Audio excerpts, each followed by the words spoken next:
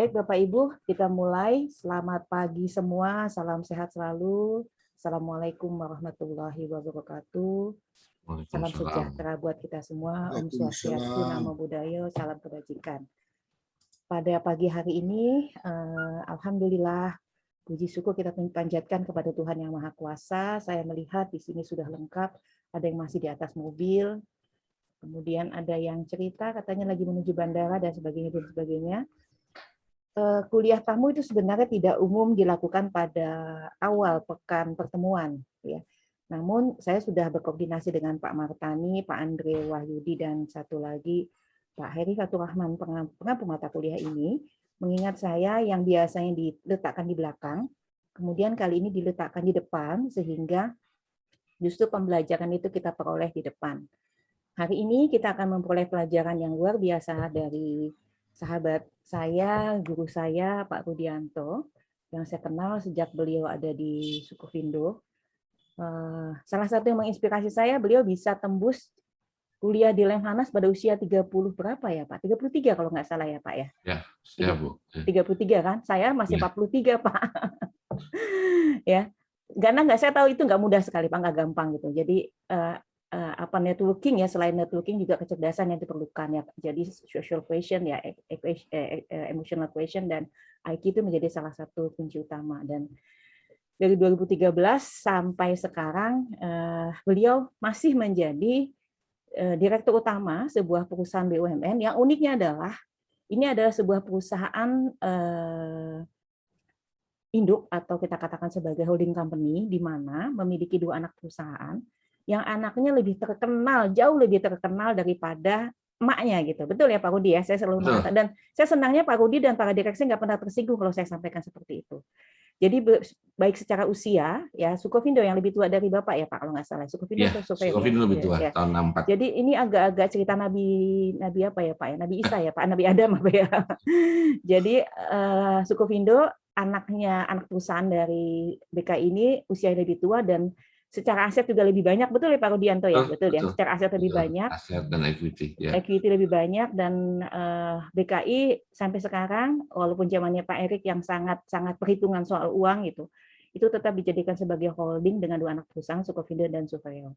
Pekan depan kita akan mendapatkan paparan dari Pak Rozain. Pak Rozain saya lihat bukan karena saya terperangah, saya terpesona sekali dengan paparan beliau yang sangat Harvard Business Review. Harvard Business bukunya review ya betul ya. Ya, Jadi betul, beliau review. seperti Pak Rudi langganan majalah Harvard Business Review. Kemudian saya kenal beliau di Sukovindo dan nanti saya minta Pak Kapten Ali ya Pak bagaimana menerapkan 7S di pemerintahan ya Pak. Kita nanti akan kontak setelah ini dengan Pak Kapten Ali. Jadi secara praktek di bisnis itu adalah Pak Rozain dan secara praktek di pemerintahan nanti kita lihat bagaimana Pak Ali mempersiapkan untuk menjadi gubernur Maluku Utara tanpa nuansa politik ya Pak. Mohon izin. Ya, baiklah Bapak Ibu, tanpa berpanjang waktu, saya akan memperkenalkan dulu CV Pak Rudianto. Walaupun sudah disampaikan oleh saya tadi malam, Pak. Pak Rudi sudah saya share kepada Bapak Ibu CV Bapak. Apakah sudah terlihat di layar Bapak Ibu? Sudah ya, baik. Pak Rudianto gelarnya sangat panjang. Saya berkenalan dengan beliau ketika kuliah di S3 Universitas Pajajaran. Pada waktu itu saya menjadi salah satu dosen pengampu untuk mata kuliah metodologi. Jadi sejak 2013 saya menjadi pengajar mata kuliah metodologi di Universitas Pajajaran S3. Sejumlah organisasi telah beliau tempuh. Oh ya, pendidikannya termasuk dalam hal ini adalah sebenarnya Pak Rudi kalau boleh kita lihat, kalau bisa kita lihat, sangat ahli di bidang risk and safety management ya, yang kemudian beliau juga ambil di Inggris. Kemudian sejumlah organisasi beliau telah jajaki dan pengalaman profesional ini yang menurut pendapat saya adalah jam terbang untuk disampaikan Pak Rudi hari ini bagaimana melakukan change management baik pada saat maupun pasca pandemik. Ya, justru menariknya adalah pasca pandemik. Jadi sebagai seorang leader, Pak Rudi sudah menjadi ahli nujum dalam hal ini, gitu ya Pak Rudi ya. Bagaimana kemudian seorang leader dalam konteks ini adalah di dunia bisnis, walaupun itu adalah BUMN yang kita katakan sebagai state owned gitu ya, juga milik pemerintah, kemudian melihat ke depan sebagai sebuah tantangan. Bapak Ibu yang kami hormati, bisa dilihat bahwa selain Pak Rudi berkarir secara profesional, beliau juga berkarir secara akademik. Beliau adalah dosen tetap ber-NIDN di Universitas Pertahanan. Sudah ada sejumlah buku yang beliau ciptakan dan telah memiliki Scopus. Dan ini adalah award dari penghargaan-penghargaan yang Pak Rudi terima. Demikian yang saya sampaikan pada pagi ini. Saya pikir cukup, Pak. Nanti kita akan banyak diskusinya setelah Pak Rudi paparan ya, Pak. Saya sebenarnya ada materi tentang change management, tapi sayang sekali kalau kami menghadirkan dosen tamu, ternyata dosen tamunya itu bicaranya sedikit. Saya akan share materi change management PPT-nya di chatroom ini. Kemudian Bapak Ibu boleh bertanya kepada saya maupun bertanya pada Pak Rudi setelah kuliah ini selesai, setelah paparan Pak Rudi selesai. Pak Rudi, kalau biasanya kita bicara 3 atau 4 orang dalam 2 jam, kali ini Bapak menjadi satu-satunya narasumber untuk kuliah tamu. Jadi mohon berkenan, waktunya terserah Bapak. Boleh dalam saat kuliah Bapak melakukan tanya jawab ataupun berdiskusi dengan mahasiswa kami. Kita mengalir aja Bapak Ibunya, jadi tidak usah terlalu formal dalam konteks siap salah seperti di tentara atau di militer ini atau birokratis, karena kita hari ini adalah kuliah akademik. Demikian Pak Rudi perkenalan dari saya. Terima kasih Bapak. Selamat pagi semua. Assalamualaikum warahmatullahi wabarakatuh. Waalaikumsalam. Saya izin untuk memberikan ke-host pada Pak Rudi ya Pak, biar bisa share screen. Oke, baik, terima kasih. Nama Bapak, oh ya ini oke. Oke, silakan Bapak. Saya Bu, oke.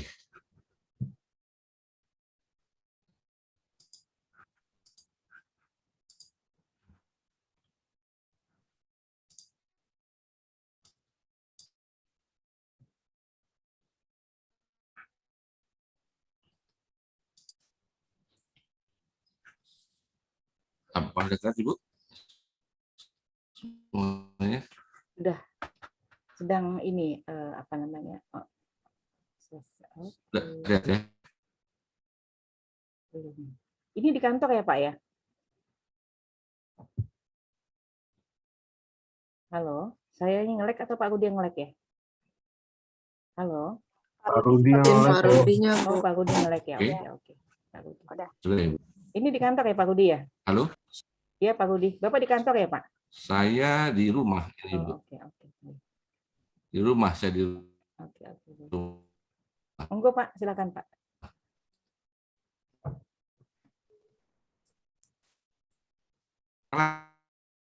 Agak nge-lag ya Pak Rudi ya? Apa nge-lag atau ya kan Bu dan yang lain, dan juga yang terhormat para mahasiswa S1, S2, S3 yang hadir pada kesempatan ini.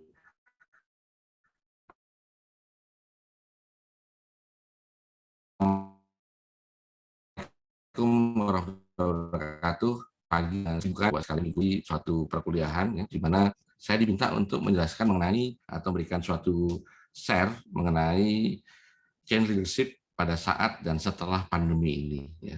Dan kita akan lihat dari beberapa perspektif keilmuan ya. Tentunya kita akan bisa juga mendapatkan katakanlah suatu pendapat perspektif kita, dan juga ada dalam yang namanya kondisi-kondisi yang ada. Karena dalam ilmu sosial kita mengetahui bahwa basis yang menarik adalah fenomena yang ada itu bisa membuat sebuah kondisi yang bisa berubah ya, tergantung dari bagaimana kita mengalami yang namanya fenomena tersebut. Oke, saya mulai dengan suatu pendekatan ya. Kalau dalam konteks risk management sebenarnya risiko itu dikatakan memiliki suatu source baik yang bersifat independen ataupun yang bersifat interaksi ya, yang biasanya kita mengenal secara katakanlah konvensional, dia akan timbul karena ada suatu yang namanya permasalahan potensi risiko yang kemudian terjadi sehingga kemudian meluluhlantakkan satu tatanan. Namun secara sejarah sebenarnya ini juga menarik ya. Ternyata pandemi COVID ini bisa meluluhlantakkan seluruh yang namanya level resiko yang ada, baik itu dalam konteks katakanlah struktur maupun yang namanya non struktur. Ya, ini bisa terlihat di tatanan masyarakat, di tatanan yang terkait dengan katakanlah bisnis, ya, itu semuanya mengalami beberapa hal yang relatif kemudian menjadikan kita ini dalam tanda kutip tidak berdaya. Walaupun ada isu-isu lain ya yang mungkin kita coba lihat, ada yang namanya resiko terhadap cyber attacks ya, kemudian Brexit dan sebagainya. Namun ternyata COVID ini meluluhlantakan semua yang namanya kondisi tersebut. Ini berbeda kalau kami pelajari dalam risk management ketika kita mengalami yang namanya pandemi di tahun 1901 sampai 1908 after Perang Dunia Pertama ya, yang ada namanya pandemi Spanish flu ya. Yang waktu itu karena kondisi setelah perang ya, di Eropa itu bisa dikatakan kondisi ekonominya tidak terlalu baik ya. Jadi tidak terlalu terasa waktu itu ya, bahwa mereka merasa bahwa ini adalah satu bagian dari efek perang ya, yang kemudian memberikan efek kepada fenomena sosial dan juga ekonomi ya. Nah, ternyata di tahun 2019 ya, di awal 2019 kita bisa merasakan bahwa pandemi ini menjadi sesuatu yang dikatakan bisa tidak diketahui pada awalnya ya, tidak diketahui juga bagaimana melakukan yang namanya pencegahannya maupun juga pengobatannya, yang kemudian menjadi sesuatu yang ya tadi kita sampaikan secara resiko itu adalah meningkatkan semua yang namanya leverage dari impact yang ada dari risiko tersebut. Dampak yang sangat terkait biasanya adalah ya, ini juga bicara tentang manajemen risiko ya, kalau kita melihat dari konsep yang dilakukan atau yang disebut intervensi dari regulator ya. Kita mengenal yang namanya kurva U atau V dan juga kurva L ya. Jadi kurva V atau kurva U ya, itu adalah suatu konteks di mana sebuah authority itu melakukan intervensi dengan baik, sehingga pada saat mengalami yang namanya kondisi di slum area, mereka bisa langsung rebound ya, dengan baik dalam waktu singkat. Ya. Demikian juga di kurva V ya, ada yang namanya beberapa pada saat slum itu dia mengalami dan naik turun kemudian rebound ya. Yang dikhawatirkan adalah kurva L.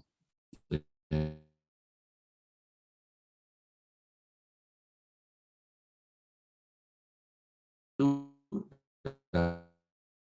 dilakukan terus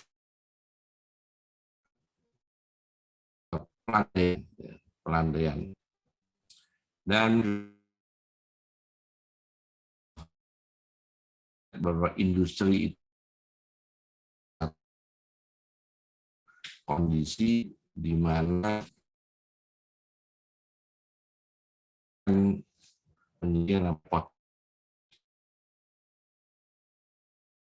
atau mungkin kita bisa bilang bahwa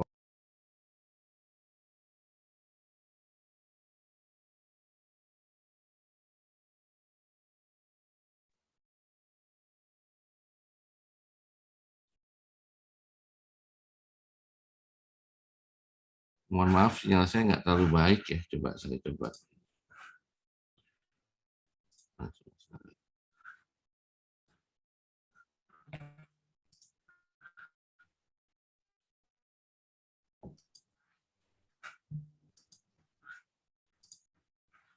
Bisa Pak Budi?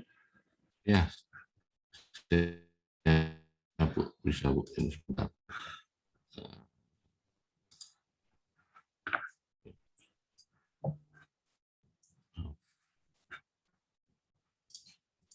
Oke, baik, mohon maaf.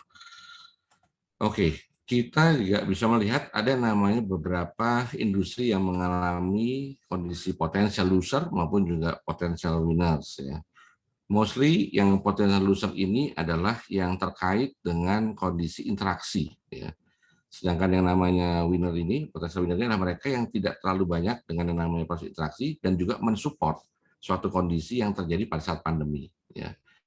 Dan yang menarik di sini ya kita bisa melihat bahwa komoditi pun juga menjadi suatu dampak yang terimpact ya, seperti misalnya harga minyak, bahkan kemudian juga kita lihat eskalasi di dalam yang namanya foods ya, itu juga menjadi suatu hal yang rasanya perlu kita lihat sebagai sebuah impact ya.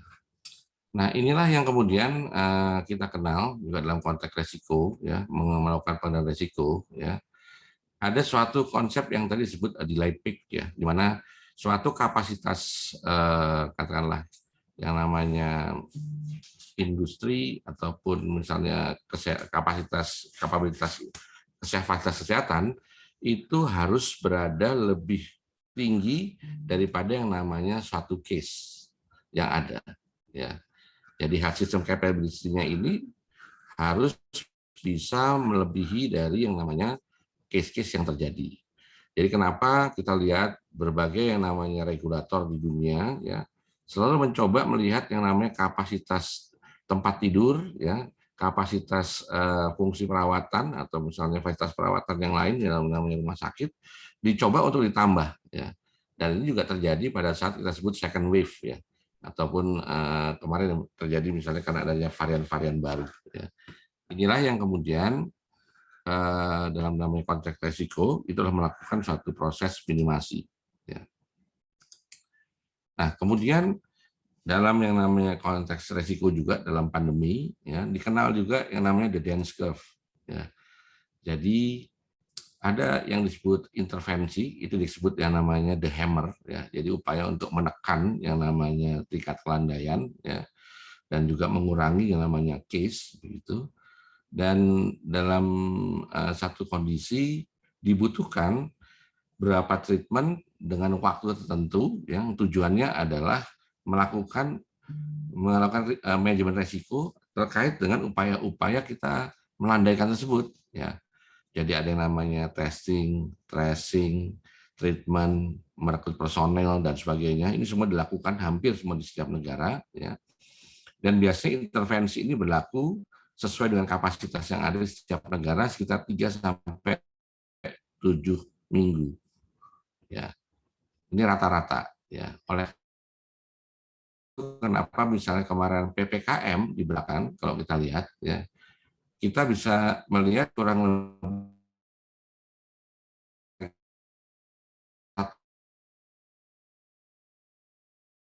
bulan itu akan dibayangkan melihat yang tergantung, makanya kemarin setelah PPKM yang pertama diberlakukan, pas ya ini yang dikhawatirkan oleh ahli pandemi, terjadi yang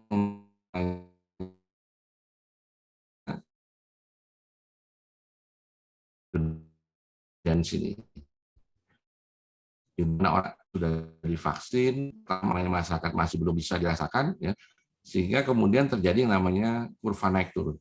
Ya, inilah yang disebut.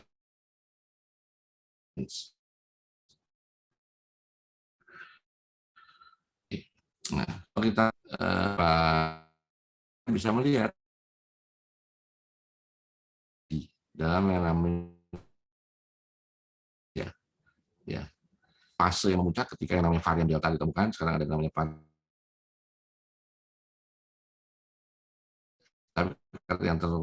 yang terganas itu varian. Kita bisa melihat kemudian case baru itu melonjak di sekitar bulan Juni akhir Juli, ya. Itu kemudian diupayakan beberapa hal yang termasuk adalah PPKM ini. Ini terjadi di beberapa dalam skala katakanlah fasilitas kesehatannya sudah baik, ya, masih terjadi juga, ya. Ya, walaupun kemudian akhirnya kita menyatakan harus berdamai dengan pandemi ini. Oke. Ini satu hal yang juga mungkin perlu ditekankan dalam namanya konteks pandemi tersebut dalam melakukan pengontrolan ataupun kendali itu, bahwa the hammer ini sebenarnya bisa dikatakan efektif atau tidak, itu terkait dengan masalah bagaimana kita melakukan suatu proses mitigasi risiko yang tepat, yang appropriate, ya. Sehingga ini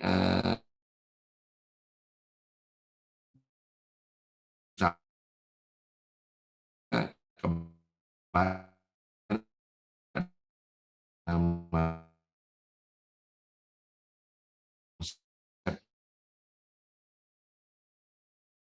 isolasi mati, ya. Kemudian pemberian yang dalam konteks klinik disebut yang namanya risiko yang bisa melakukan pengawasannya.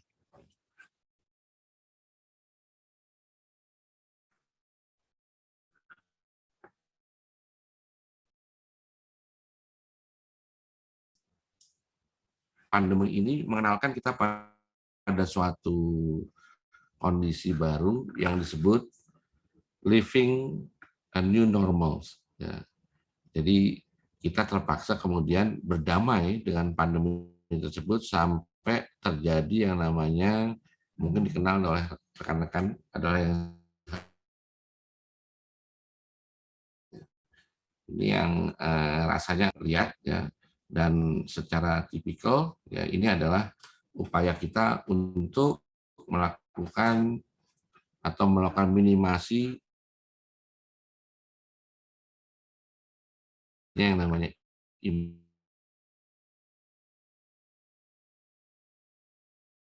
dari sisi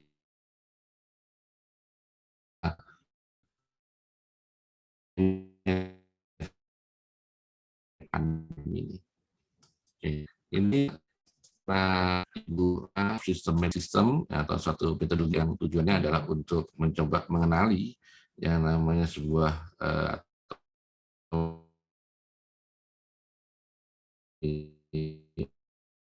suatu fenomena rekomendasinya. Ini juga sangat relevan dengan kondisi yang disebut risk management ya. Kita melakukan pengendalian resiko dari pandemi. Nah, kita juga bisa memahami bahwa kalau kita step satu memahami tersebut ya, kita bisa melihat bahwa ini wabah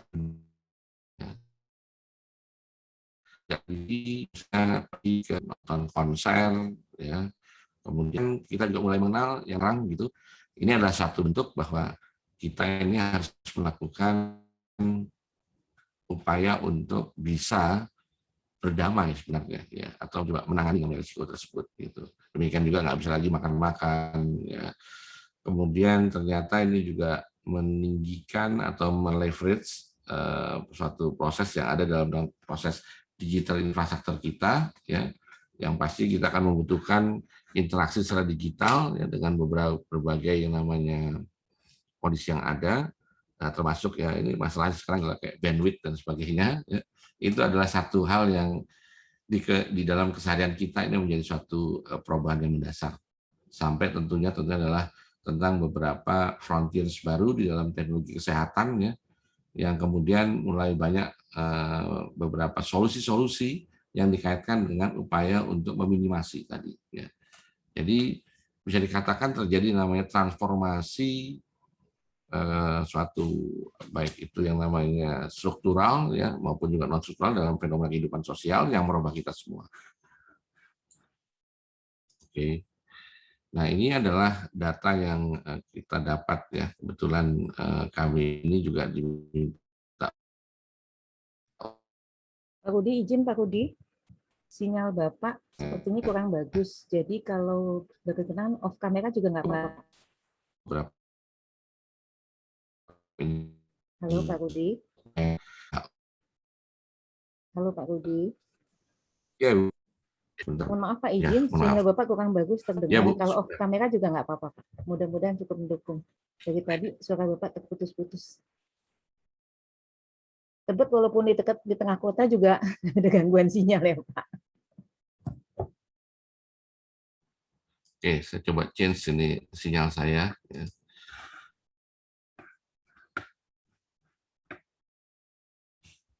Ada Pak Rozen di tengah-tengah kita seperti ini deh. Halo Pak Rozen, pagi Bapak.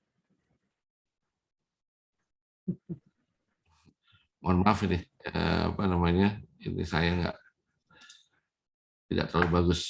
Bentar.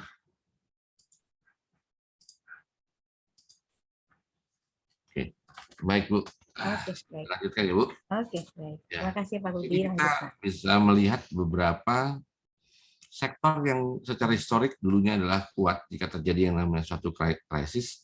Ternyata pada saat yang namanya COVID ini juga mereka mengalami yang namanya efek ya. Dan itu kita lihat mostly semuanya yang merah-merah ini ya, kita bisa lihat ya, apalagi yang namanya travel and tourism, oil and gas, consumer retail dan sebagainya.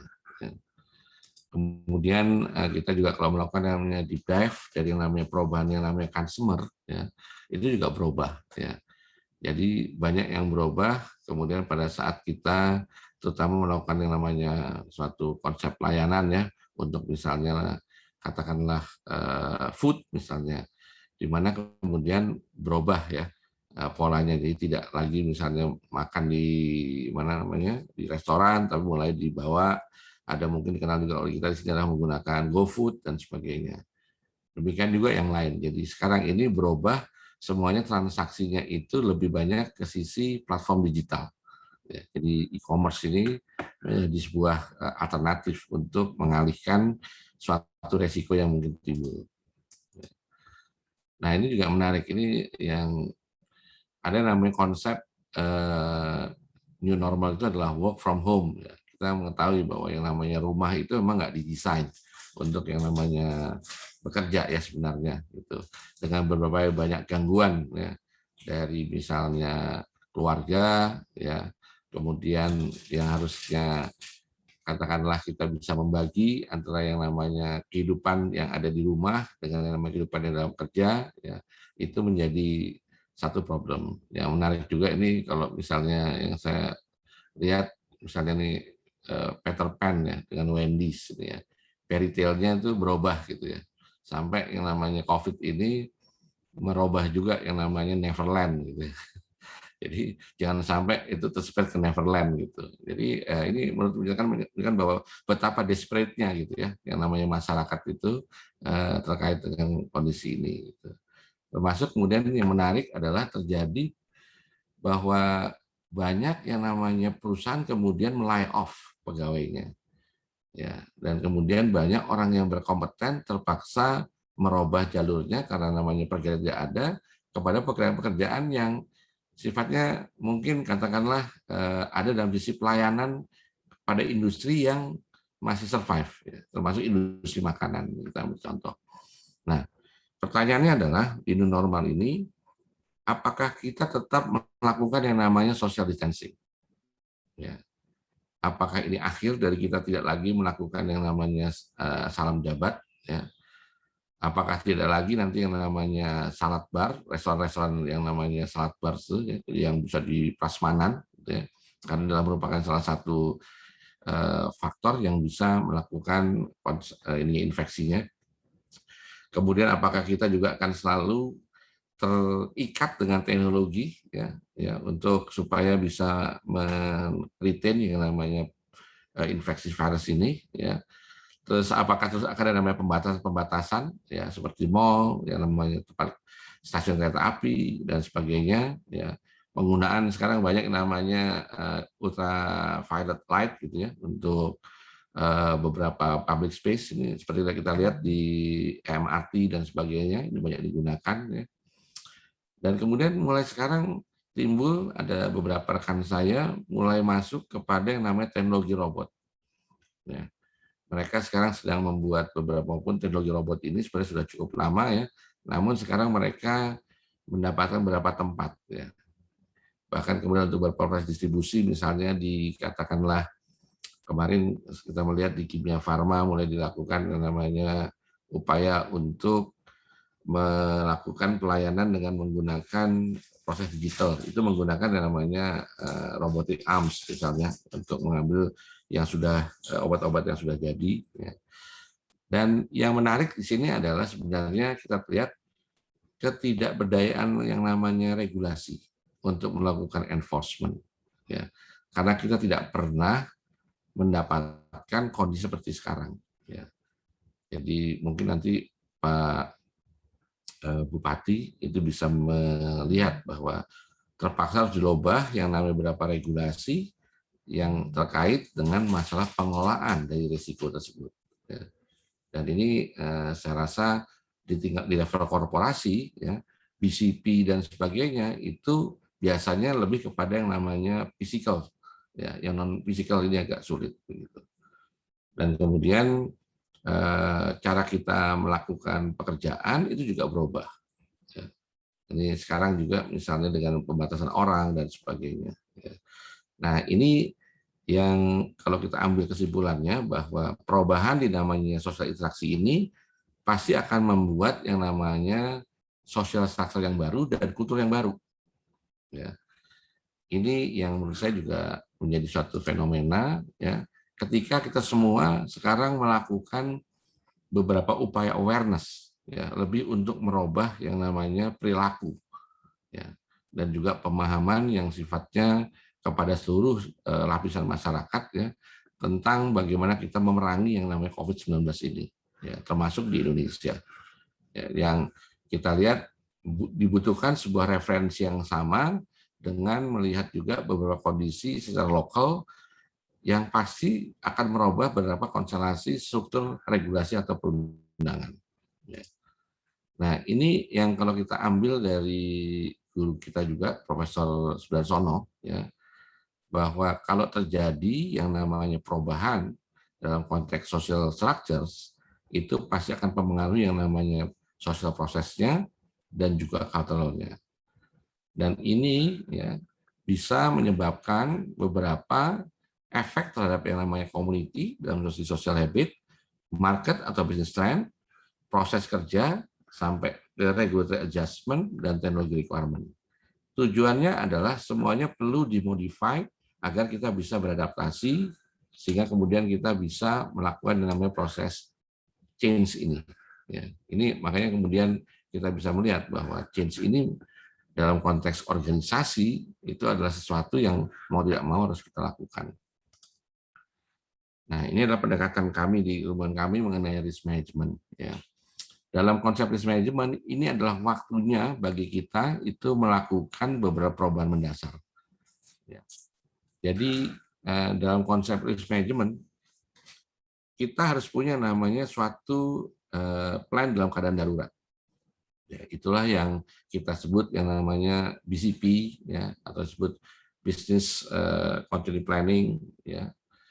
Dan ini tujuannya adalah mencoba melakukan satu upaya supaya kita bisa mengadop ya beberapa perubahan tersebut dari sisi yang namanya prosedur bisnis ya, kemudian bagaimana kita membuat satu strategi supaya kita tetap misalnya survive ya, dan kemudian juga sustain ya, dan dilakukan yang namanya yang disebut risk assessment, melakukan yang namanya penilaian risiko dari berbagai aspek yang terkait ya.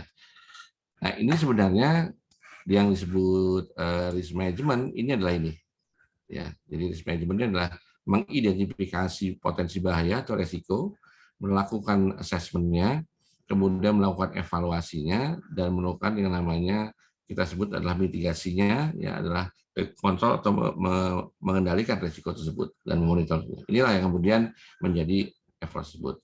Secara yang namanya teknis ya, mohon maaf. Secara teknis ini yang disebut hierarki pengendalian ya. Jadi dalam yang namanya pengendalian tersebut ada hierarki, yaitu adalah proses eliminasi ya, meniadakan yang namanya risiko tersebut ya, yang pasti meniadakan ini adalah upaya yang mungkin agak sulit ya. Kemudian biasanya dalam konsep pengendalian risiko adalah mensubstitusi, menggantikan suatu kegiatan dengan risiko yang lebih rendah ya, melakukan yang namanya engineering control menggunakan yang namanya pendekatan engineering ya. Jadi tujuannya menggunakan beberapa peralatan ya, menggunakan robotik dan sebagainya, itu adalah engineering control. Dan kemudian administrative control ini adalah upaya untuk mengurangi paparan sebenarnya. Jadi kenapa yang namanya katakan WFH itu adalah bentuk dari administrative control. Kemudian mengurangi workforce yang ada itu adalah administrative control. Baru yang terakhir adalah penggunaan PPE. Ya, PPE itu seperti misalnya sekarang kita menggunakan yang namanya masker. Itu adalah yang namanya personal protective equipment, itu adalah ini yang terakhir. Jadi sebenarnya kalau kita lihat dari efektivitas, eliminasi ini adalah most efektif. Jadi meniadakan virusnya tersebut atau mengganti virusnya, vaksin itu adalah satu cara untuk melakukan yang namanya proses dari engineering menuju eliminasi. Ya, ini kalau kita bicara dari konsep risk management. Oke, ini ada beberapa buku, ini juga dibuat oleh rekan-rekan di UI juga ya, rekan-rekan di UI. Bu Rahma ini juga menjadi endorser ya untuk Profesor Fatma di FKM ya. yang kemudian mencoba membuat beberapa katakan rekomendasi. Ya. Rekomendasinya adalah yang pertama kita lihat selalu adalah memahami pandemi. Ya, kemudian efeknya, ya. Kemudian tadi menggunakan yang namanya rencana persiapan pandemi, upaya promotif dan preventif itu yang pertama dilakukan, baru kuratifnya. Jadi yang namanya promotif dan preventif ini adalah upaya mencegah. Ya. Sedangkan kuratif itu mengobati. Itu lebih kalau dalam konteks risk management yang namanya kuratif itu sudah terjadi. Jadi yang kita lakukan adalah promotif dan preventif. Baru kemudian penggunaan APD sampai kemudian situasi terkontrol. Nah, yang menarik memang jarang yang melakukan pembahasan tentang aspek rehabilitatif. Ya. Jadi dari beberapa penelitian itu ada beberapa orang yang kemudian traumatis. Ya, bahkan di salah satu kantor rekan kami ada yang namanya pegawai kemudian akhirnya mengundurkan diri karena dia nggak mau lagi dia ikut bekerja secara normal, dia lebih baik dia di rumah gitu ya. Nah, kemudian kita bicara namanya pemulihan pasca pandemi. Ini pasti untuk namanya struktur sosial itu pasti luas sekali ya. Ya, sekarang kita ambil contoh misalnya kita bicara misalnya leadership ya, leadership misalnya. Leadership yang sifatnya di social structure itu yang sampai di bawah itu biasanya misalnya RT RW. Ya. Pertanyaannya apakah RT RW kita itu dilengkapi dengan yang namanya mekanisme untuk melakukan pemahaman pandemi ini. Ya. Karena kalau kita bicara level efektivitas yang ada di dalam pemerintahan masyarakat, ya biasanya namanya karena formal leader seperti yang ada di kita bisa melihatlah di lingkungan kita gitu ya. Kadang-kadang juga akhirnya takut juga ya karena nggak bisa memahami tadi gitu ya, sehingga dia nggak take yang namanya action kepada komunitas gitu. Ini juga ada dalam bukunya Bu Rahma sama Profesor Fatma ya mengenai bagaimana namanya suatu kondisi action tadi gitu untuk di create gitu. Nah kalau sisi perusahaan ya pasti adalah bagaimana yang namanya kita supaya sustain itu yang pertama adalah kalau kita nggak dapat pekerjaan, artinya kita tidak bisa membiayai yang namanya ongkos kita melakukan operasionalisasi. Berikutnya nggak ada yang namanya pendapatan pasti berakibat kepada cash flow. Cash flow-nya negatif, ya kan kita tahu bahwa cash flow ini adalah seperti darah dalam perusahaan. Kalau kemudian perusahaannya tidak punya darah, tentunya pasti berakibat terjadi gangguan, ya, jadi lemas, ya, tidak bisa melakukan kegiatannya, sampai kemudian tentunya adalah tidak bisa beroperasi. Jadi yang kemudian biasanya terjadi. Nah inilah yang kemudian harus kita lihat pemulihan pasca pandemi ini seperti apa. Nah kalau kita lihat ya ini pandemi dan new normal ini sebenarnya adalah satu proses untuk balancing, ya, untuk membalance antara suatu kondisi dengan kemampuan kita ya untuk bisa tetap melakukan suatu kegiatan ya. Kemudian kita juga melihat bahwa workforce ini juga berubah dengan dramatis begitu ya. Dan ini berarti juga bahwa pasti berimpact kepada yang namanya pekerjaan kita gitu. Ya, jadi kita bisa melihat ya pada saat pandemi ini yang namanya WFH itu dilakukan ya tentunya apakah perusahaan bisa melakukan suatu kondisi yang namanya melakukan operasi perusahaan dengan jumlah orang yang terbatas. Bagaimana dengan polisinya? Ya. Bagaimana dengan misalnya proses otorisasi yang diberikan? Ya. Ya, ini tentunya akan menjadi satu problem tertentu. Oke. Nah, kemudian ini juga yang terjadi ya. Banyak sekali kita misalnya di Jakarta itu yang mungkin berubah dalam melakukan yang namanya penetapan regulasi, termasuk vaksin. Ya. Pertanyaan kan begini, banyak sekali pertanyaan sekarang. Kalau saya vaksin pertama itu dilakukan di tempat A, ya boleh nggak saya melakukan vaksin kedua di tempat yang lain? Ya. Walaupun kemudian ada beberapa komen begitu, selama itu ada dalam yang namanya peduli lindungi, itu bisa dilakukan dengan memberikan namanya sertifikat. Ya. Namun ternyata kita tahu juga dalam peduli lindungi tersebut ada juga keterbatasan. Bahkan ada yang kemudian tidak tercantum ya di dalam yang namanya tadi. Gitu. Nah ini pasti akan membutuhkan yang namanya satu wisdom dalam polisi tersebut. ya. Namun perlu juga dilakukan namanya upaya pengontrolan, ya. Nah, dan kedua sekarang mulai terjadi misalnya, oh ini agak kok sekarang tidak ada lagi yang namanya Sinovac ya, vaksin Sinovac ataupun Sinopharm. Ada yang namanya AstraZeneca dan yang lain. Gitu. Ada pertanyaan, saya pertama adalah Sinovac, boleh nggak saya pakai yang namanya kedua, second shoot-nya itu adalah AstraZeneca, Moderna atau yang lain. Ini adalah yang namanya perlu diatur sepertinya dalam bentuk yang namanya regulasi tersebut. Ya. Ini akan juga terkait dengan masalah beberapa compliance isu sebenarnya. Ya, sekarang kita ambil contoh untuk beberapa perizinan. Ya, seperti kami misalnya melayani untuk dunia maritim. Misalnya prosedur untuk melakukan virtual survei. Ya, itu pasti nggak ada di semua yang awalnya nggak ada, kita harus buat ya. Tapi kemudian waktu kita memberikan yang namanya sertifikat asal virtual survei, diterima nggak sama regulator, diterima nggak dengan namanya katakanlah tempat lain yang memang terkait ya, seperti itu. Jadi inilah yang kemudian dalam satu konteks tersebut untuk proses regulasi tersebut dibutuhkan multidisciplinary approach ya, yang terkait kalau di perusahaan itu lebih kepada yang namanya human capital-nya, operation-nya, kemudian juga bagaimana preferensi dari yang namanya kegiatan di katakanlah keselamatan kerja, yaitu juga akan beroperasi dengan baik dengan memberikan suatu advice, dan kemudian itulah yang disebut mungkin wisdom-nya perlu kita lihat dalam bentuk policy-nya. Nah, ini ada beberapa langkah yang ini buku ini juga menarik, mungkin nanti bisa kapan-kapan nanti saya bisa minta ya untuk bisa dibagikan gitu ya. Ini sudah ada yang namanya beberapa langkah untuk penilaian layak kerja kembali ya. Nah, tidak semua orang itu punya, menurut yang namanya pendekatan ini, punya satu kondisi psikologis yang normal ya. Yang paling besar ya dalam namanya penelitian dilakukan oleh beberapa universitas, yang disebut stres ini cukup tinggi dalam masa pandemi ini. Ya.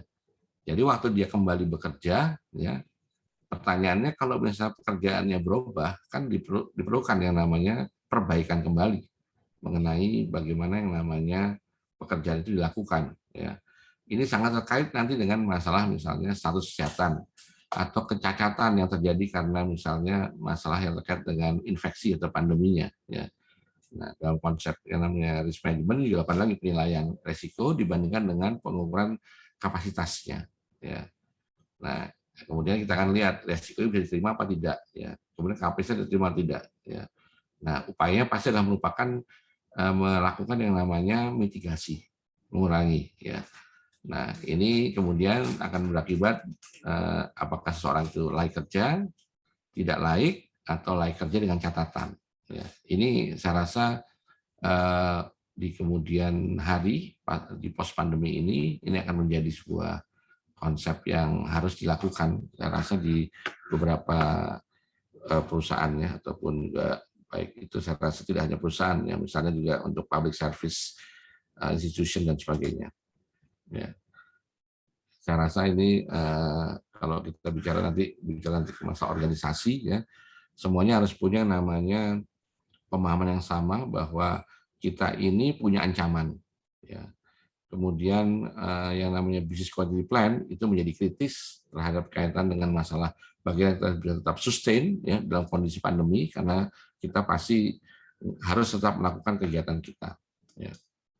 Nah, ini adalah beberapa konteks ya dalam kita melakukan yang namanya BCP. Ya.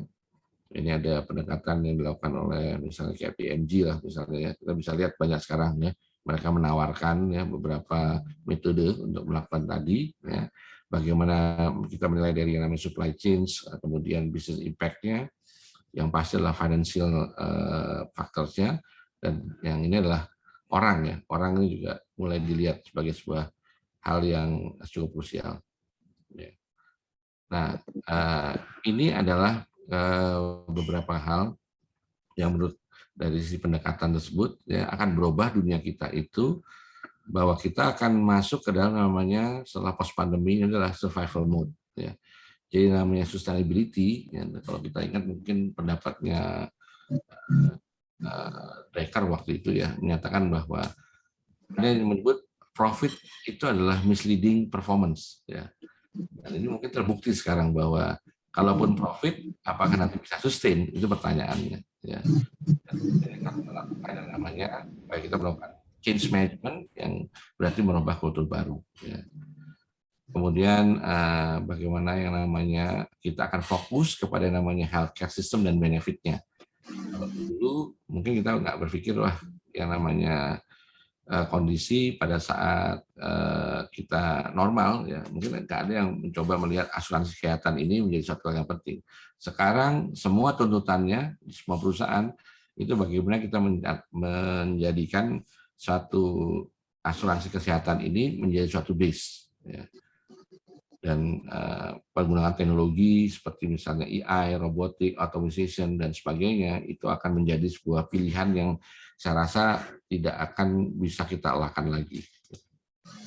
Nah, kita lihat sekarang post pandemik ya, kita nanti lihat post pandemik kita bisa melihat berbagai negara ya ternyata kemudian memutuskan untuk berdamai dengan COVID-19, ya, termasuk di Indonesia. Ya. Jadi mau tidak mau ini kita melakukan sebuah upaya agar kita tetap bisa beradaptasi sebenarnya ya, dalam suatu kondisi yang sifatnya terbatas sampai kemudian ditemukan cara yang efektif untuk mengendalikan virus ini. Nah, sekarang kita akan bicara tentang yang namanya leadership. Ya. Ini saya ambil dari beberapa jurnal yang ada di Harvard Business Review misalnya ya. Bahwa skill leadership apa sih yang dibutuhkan dalam post pandemic ya. Jadi disebutkan ya dalam sebuah yang namanya jurnal itu menyatakan bahwa leadership yang dibutuhkan itu adalah keahlian untuk bisa terbuka, membuat yang namanya sebuah empathy ya, resilient artinya membuat yang namanya bertahan ya, dan bagaimana suatu ability untuk berkomunikasi ya, supaya kita bisa memberikan suatu pemahaman terhadap pentingnya post crisis. Ya. Kemudian ada juga yang menyatakan ya bahwa pada saat yang sama strategic vision ini juga harus coba dilakukan upaya penyesuaian. Ya. Banyak yang menyatakan percaya bahwa kita juga harus melakukan beberapa perubahan tersebut. Ya. Itu sebelumnya adalah pada saat pre-krisis. Ya. Tapi juga ada yang bilang post krisis juga perlu. Tapi kalau menurut dari namanya pandangan kita, pasti pre-krisis dan juga yang namanya post krisis ini pasti akan berhubungan. Ya. Nah kemudian ada yang menyatakan business leader itu harus membuat investasi di yang namanya human capital-nya. Ya. Dan itu bisa dilakukan dengan melakukan yang namanya training dan education terkait dengan yang namanya resiko yang ada. Ya. Nah, kemudian ini juga bahwa leaders yang baik itu harus membangun yang namanya katakanlah boundaries batasan antara yang namanya kerja dengan yang namanya kehidupan di rumah. Ya. Nah, kemudian basisnya adalah semua bahwa it is all about change. Ini adalah semua bicara tentang yang namanya perubahan. Nah, ini pendekatannya Kotter ya mengenai masalah change management ya. Dan itu semua basisnya adalah ke leadership sebenarnya. Jadi menurut Kotter ya, yang dibutuhkan dalam masalah change itu adalah leadership dan manajemennya. Jadi manajemen itu adalah suatu konsep kita melakukan yang namanya pengelolaan terkait dengan yang disebut planning, budgeting, yang mungkin POAK lah ya kalau dulu kita kenal ya. Yang kemudian itu di-endorse melalui yang namanya suatu konsep leadership. Jadi memastikan yang namanya direction, menyelaraskan yang namanya orang, dan melakukan yang motivasi dan inspiring. Ya. Dan itu akan memproduce yang namanya sebuah upaya kita mempredik. Ya. Mempredik bagaimana namanya bisnis kita untuk bisa kemudian mengadaptasi dengan change. Ya. Nah, ada notes-nya oleh mereka dibilang bahwa semakin besar perubahan tersebut dilakukan, ya dibutuhkan, semakin besar juga yang namanya leadership ini dibutuhkan juga, begitu. Dan dia memberikan 8 step, ya, 8 step yang sampai saat ini, ya kalau kita lihat ini masih menjadi sebuah referensi, ya, mengenai bagaimana melakukan yang namanya perubahan, ya. Dari bagaimana membuat sense of urgency ini dikuatkan, ya, sampai kita membuat yang namanya incorporate change dalam sebuah culture. Nah, membuat perubahan culture ini menjadi sebuah yang menarik saat ini, ya, karena mungkin para direktur-direktur atau profesional di human capital, ya, sekarang di challenge, ya, untuk melakukan proses tersebut.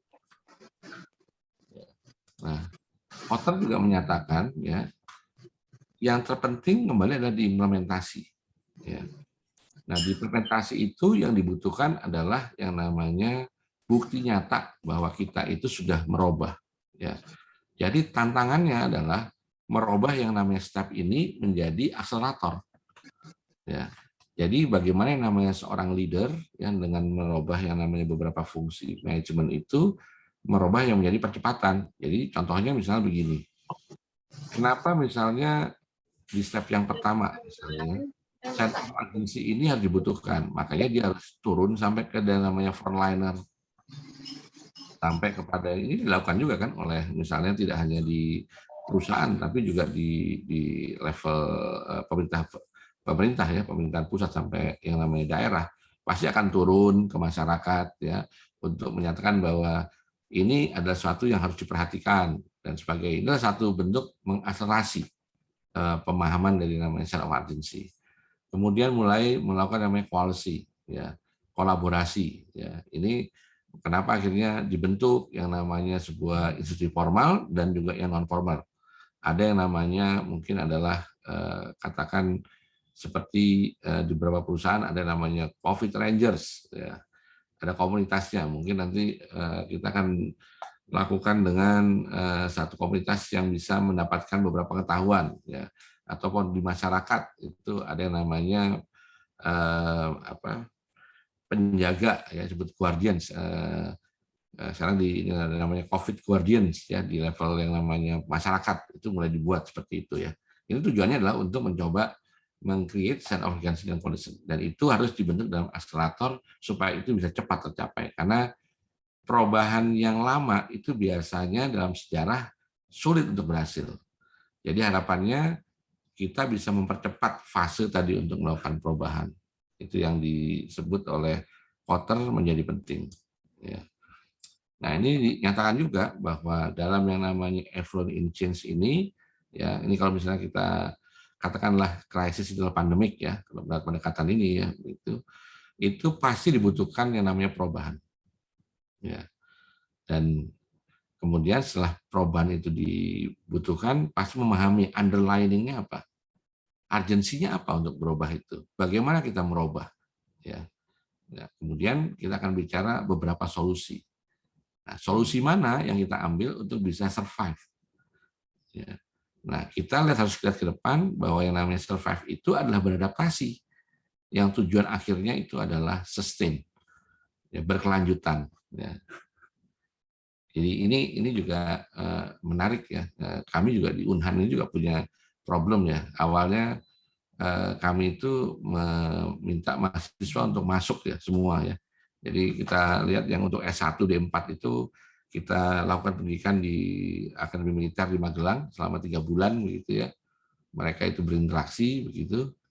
Nah, pada saat di sana nggak ada masalah, nggak ada yang terinfeksi, ya. Begitu pulang, ya, banyak yang terinfeksi, ya, karena kita kan punya apa namanya dormitory, begitu, ya. Nah, akhirnya dengan semakin meningkatnya kita ngelihat bahwa ini harus dirubah nih, terpaksa harus di apa namanya kita lakukan sama dengan universitas lain, gitu, ya. Walaupun yang jadi problem kadang-kadang ada beberapa misalnya yang pendekatan S1 untuk perspektif ilmu kemiliteran itu mostly kira-kira sekitar 60% itu adalah fisikal harusnya, ya, berbeda dengan namanya pendekatan civilians, gitu, ya. Ini makanya strategi yang ada ini juga perlu kita perhatikan, ya, karena bicara mengenai pendekatan militer, ya, kalau kita bicara dari sisi policy-nya gitu untuk leadership itu adalah top down. Ya. Top down itu harus dilakukan gitu. Tidak ada kata tidak. Jadi Bu Rahma mungkin waktu di Unhan ya, kan tidak ada kata tidak ya Bu ya. Harus semua harus siap begitu. Nggak boleh ada yang namanya bilang nggak siap gitu. Kalau nggak siap saat itu juga dikeluarkan gitu biasanya. Itu sangat masif. Gitu. Siapnya siap salah, Pak, bukan siap benar. Siap salah. Apalagi udah siap salah gitu ya, siap ditindak gitu. Nah itu yang mungkin akhirnya kami juga harus merubah Bu. Ya di Unhan juga harus merubah gitu ya. Ada faktor adjustment dalam namanya proses disiplin dan sebagainya. Ini saya rasa relevan dengan kondisi tersebut. Nah ini kemarin saya coba baca ya mengenai bagaimana namanya leadership ini di masa recovery pada saat corona tersebut. Yang menarik di sini dalam buku ini dinyatakan ya, sepertinya mereka tidak lagi tertarik dengan namanya potensi resikonya. Mereka lebih fokus kepada yang namanya mitigasinya. Ya. Dan konsep leadership-nya juga kalau kita lihat ya hampir sama ya dengan namanya konsep yang ada tadi, tapi mereka menyatakan sekarang yang menarik adalah kolaborasi diperlukan. Ya, kolaborasi itu dibutuhkan karena ternyata pemahaman mengenai pandemi ini tidak bisa hanya dilihat dari satu sisi saja. Ya. Jadi yang kalau kita ambil dari buku inilah ya, menyatakan bahwa yang namanya act of urgency menjadi penting. Makanya kenapa tadi kalau di dalamnya change management kecepatan jadi satu faktor yang menentukan. Jadi act with urgency ini sebenarnya terkait dengan kecepatan kita memahami dan melakukan tindakan. Yang kedua adalah communicate dengan transparan.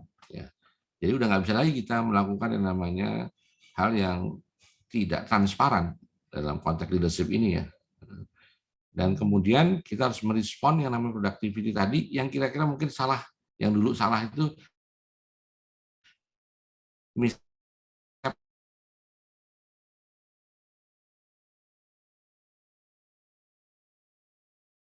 salah dilakukan itu merubah yang konstan yang pasti ya, bisa dilakukan dengan berbagai cara. Jadi ini yang kalau kita dalam buku ini ya mereka mencoba melakukan suatu agregasi data ya melihat kepada hampir sekitar 780 perusahaan yang melakukan perubahan ya di berbagai level korporasi ya ternyata mereka mengambil 4 ini menjadi faktor yang penting dalam melakukan proses leadership di pandemi dan saya rasa ini masih cukup relevan ya. Nah ini kalau kita ambil mungkin dari sisi kita di militer ya. Ya, ini pun berubah ya. Jadi ternyata yang namanya pendekatan masalah di abad yang ke-21 ini ada Profesor King ya dari Cambridge ya, dari Inggris menyatakan bahwa leadership itu tidak lagi bersifat keakuan atau misalnya penguatan dari personil. Ya. Kalau dulu kita mengenal namanya Jenderal MacArthur, ya, Nimitz, ya, Admiral Nimitz dan sebagainya ya. Namun sejak perang yang namanya Desert Storm, ya, tidak lagi namanya katakanlah jenderal atau pimpinan itu yang sifatnya punya standar keakuan yang tinggi ya. Setelah Colin Powell ya, setelah itu tidak ada lagi. Kita nggak mengenal lagi namanya siapa sih yang namanya jenderal-jenderal tersebut. Itu diakibatkan berubah menjadi disebut collective command. Ya. Jadi kembali karena ancamannya itu hybrid ya tidak lagi ancaman ini juga saya rasa berlaku juga pada saat krisis seperti ini begitu ya tidak ada lagi yang namanya dominan ya harus ada namanya proses kolaborasi ini menjadi penting ya. Ya jadi kalau kita anggap bahwa kita menghadapi pandemi ini sebuah satu perangan begitu ya itu harus mendapatkan suatu pemahaman yang sama ya bahwa kita itu membutuhkan cara baru ya, cara pendekatan baru ya, cara berpikir baru dan sebagainya. Komen itu harus bersifat kolaboratif ya. Jadi kita lihat bahwa yang namanya free joint enterprise ya kalau misalnya ini pendekatan dari sisi ini ya militer gitu. Tapi yang mungkin kita coba lihat dari tadi pendekatan leadership di sipil begitu. Ya dan setelah misalnya World War II atau Perang Dunia Kedua gitu ya. Teknologi dan knowledge itu merubah segalanya. Ya. Jadi kalau ada katakanlah pemimpin tidak memahami teknologi dan knowledge ini, itu menjadi mungkin bisa salah pemahaman. Jadi saya appreciate kepada Pak Bupati gitu yang masih mau belajar gitu tentang knowledge dan teknologi gitu ya. Saya jadi ingat Pak Profesor Martani ya Bu Rahma ya. Jadi kadang-kadang yang ada di dalam yang namanya pengetahuan kita di dalam praktisi itu disebut adalah popular knowledge, ya, ilmu populer. Ya. Sedangkan kalau dari sisi akademik itu kita bicara ilmu tentang fenomena, makanya ada rasionalisme, ya kita bicaralah beberapa pendekatan keilmuan ya, gitu. Apalagi kalau di ilmu sosial gitu ya, fenomena yang dilihat gitu. Ini saya rasa signifikan juga perlu kita lihat perubahannya. Jadi kita yang di praktisi ini belajar juga tentang metodologi yang sifatnya akademik gitu. Ya, kemudian awareness ya, saya pikir juga penting juga awareness ya, bisa jadi satu hal yang penting juga. Demikian juga kalau untuk ke depan ya, struktur dan sistem itu menjadi juga penting. Sama seperti kita sekarang, bagaimana kita bisa menguatkan semua potensi leader yang ada di dalam tatanan sosial, kehidupan sosial kita itu, ya dari katakanlah mungkin Pak Bupati ya kalau di daerah sampai kepada yang namanya informal leader ya, yang ada RT, RW dan sebagainya, itu punya satu shaping yang sama terhadap yang namanya struktur dan sistem tersebut ya. Jadi ini yang mungkin saya ingin share kepada rekan-rekan sekalian ya mengenai beberapa hal yang kami dapatkan ya dari baik pengalaman maupun juga dari beberapa metodologi ataupun buku yang kita coba kompilasi. Mungkin nanti kita bisa bicara kira-kira dari sisi pengalaman ataupun mungkin satu hal yang unik terjadi di dalam tempat kerja kita mungkin lebih lanjut. Demikian Bu Rahma, terima kasih. Baik, terima kasih. Apakah suara saya sudah terdengar dengan baik? Jelas, Bu. Oke, baik. Pak Budi, saya melihat di kolom chatroom itu sudah banyak sekali pertanyaan. Ya, betul. Supaya tidak menghabiskan waktu, gantian Pak, saya 5-10 menit saya menyajikan teorinya dulu, memang sengaja dibalik. Jadi Pak Budi ada waktu untuk membaca dan sekaligus supaya dialog kita interaktif dengan mahasiswa ya Pak ya.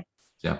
Jadi saya mohon izin waktu untuk gantian paparan pada mahasiswa, sementara sambil menunggu waktu saya akan menyampaikan materi kita hari ini tentang bagaimana lingkungan organisasi yang selalu berubah. Materi ini sudah saya sampaikan tadi di chatroom, yang baru datang mungkin belum dapat. Apakah sudah terlihat di layar? Sudah semua ya? Baik. Bapak Ibu yang saya hormati, saya tidak dilanjutkan oleh dosen kamu, tapi setelah saya lihat soal efektivitas, tampaknya yang lebih baik adalah... Hanya putus-putus ya Pak? Putus-putus. Suara saya putus-putus ya? Ya. Putus Bu. Lumayan, sekarang udah mulai. Izin untuk off cam saja, Bu. Iya, ya, bentar. Ini kenapa ya? Zoom quit especially. Saya sepertinya harus keluar dulu Bapak Ibu. Saya sepertinya harus keluar.